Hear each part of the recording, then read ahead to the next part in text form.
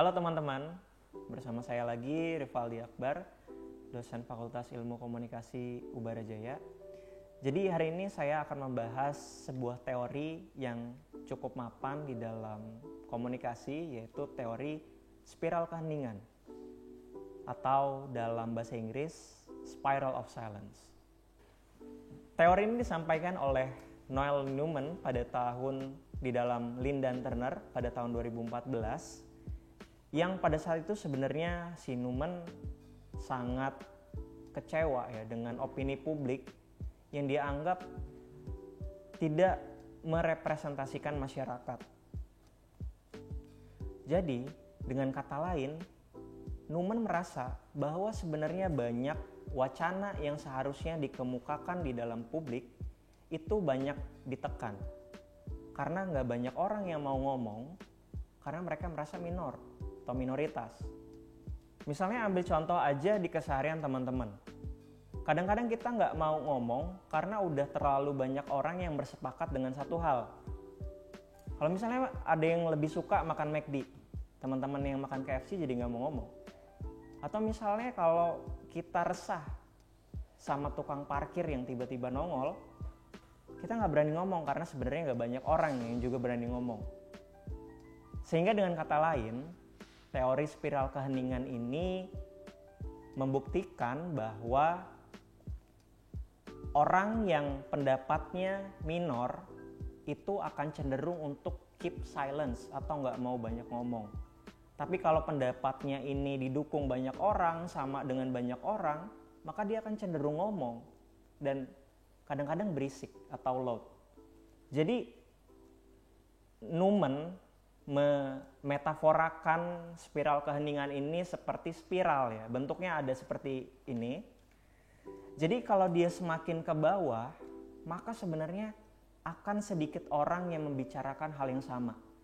Jadi ada willingness atau kecenderungan untuk nggak mau ngomong. Tapi kalau spiralnya semakin naik ke atas, seperti tornado, lingkarannya semakin besar, menandakan semakin banyak orang yang ngomong, maka orang-orang yang lain juga akan ikutan ngomong. Nah, ada dua konsep utama yang bisa dipaparkan oleh Newman di sini.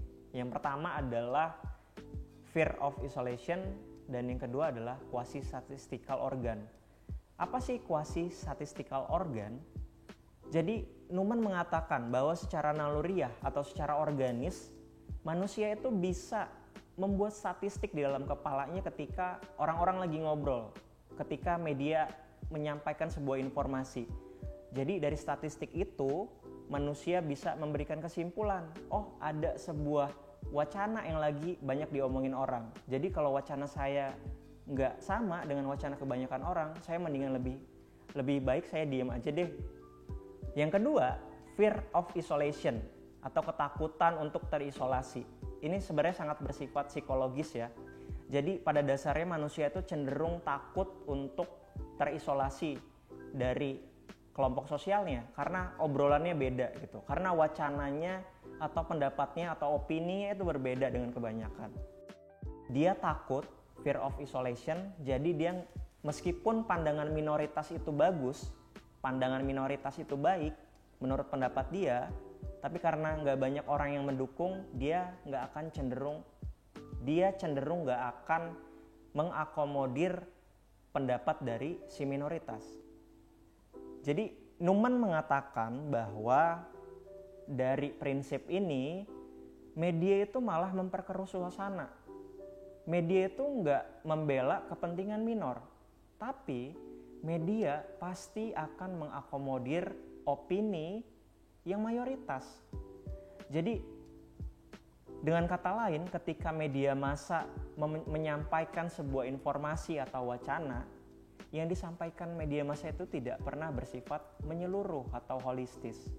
Dengan kata lain, kita ketika menonton media, menurut pandangannya Newman, justru kita dihadapkan atau ditampilkan pandangan yang bersifat limited, sempit, dan gak menyeluruh. Karena yang dipaparkan hanya wacana yang bersifat umum, yang banyak dilegitimasi oleh mayoritas. Nah, tapi media punya alasan lain loh di balik ini. yaitu ekonomi politik. Media tentu nggak akan mau memberikan tempat kepada informasi minor. Kenapa? Karena dia pasti ingin mencari exposure. Kalau pandangannya ini mengakomodir kepentingan minor, maka orang-orang jadi nggak mau nonton. Jadi ada unsur ekonomi politik di situ. Media ingin melegitimasi atau ingin melegitimasi exposure-nya, ingin medianya tetap ditonton oleh kelompok mayoritas. Sebenarnya ada banyak hal yang udah dilakukan oleh Newman dalam penelitian ini. Salah satunya adalah trend test. Ini saya kutip dari Lin dan Turner tahun 2010.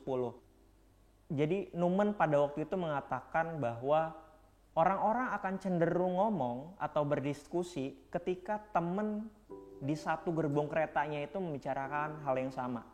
Jadi kalau misalnya teman yang duduk di sebelahnya itu opininya sama dengan dia, maka orang-orang akan cenderung ngobrol banyak. Tapi kalau teman yang lain opininya nggak sama, maka si orang ini akan cenderung untuk keep silence. Sebagai contoh dan praksisnya dari teori spiral keheningan ini, teman-teman bisa lihat, misalnya untuk waktu yang lama, nggak banyak orang yang di media bahkan ya ngomong bahwa sugar atau gula itu adalah bahan makanan yang paling berbahaya bagi tubuh kita. Tapi kita cenderung lebih melegitimasi hal-hal yang bersifat umum aja, yang dominan aja. Jadi orang-orang lebih seneng ngomongin boba, KFC, McD, fast food, lain-lain. Tapi nggak banyak orang yang berani ngomong, maju ke depan dan bilang bahwa gula pada nyatanya adalah makanan yang sangat berbahaya bagi tubuh manusia. Bahkan di sini saya mendapatkan data bahwa 1/5 kematian dari penyakit jantung dan 1/8 kematian dari stroke di seluruh dunia dihasilkan dari kadar gula yang tinggi di dalam darah.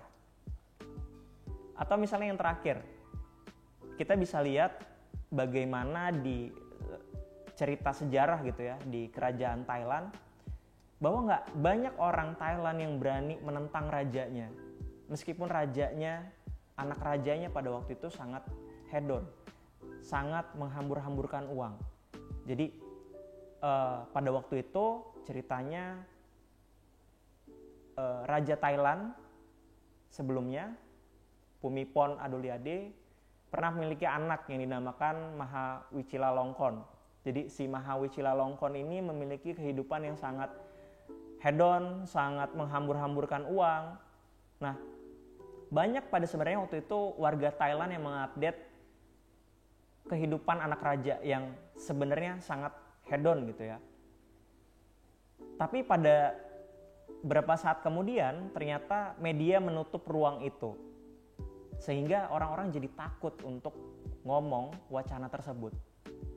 Nah, dari sini kita bisa menggambarkan atau mengiluminasi bahwa ternyata ketika wacana kita itu nggak didukung banyak orang, kita akan cenderung takut untuk berbicara. Kita akan tetap silence, sementara yang terdengar hanyalah wacana mayoritas. Jadi kurang lebih penggambaran teori spiral of silence atau spiral keheningan adalah seperti itu. Terima kasih atas perhatiannya. Semoga teori spiral of silence atau spiral keheningan ini memberikan manfaat kepada seluruh sivitas akademika Vkom UBJ dan bisa bermanfaat untuk di kemudian hari. Terima kasih buat seluruh tim yang udah membantu kelancaran pembuatan video ini, mahasiswa, terus juga lab Vkom dan lain sebagainya. Terima kasih. Assalamualaikum warahmatullahi wabarakatuh.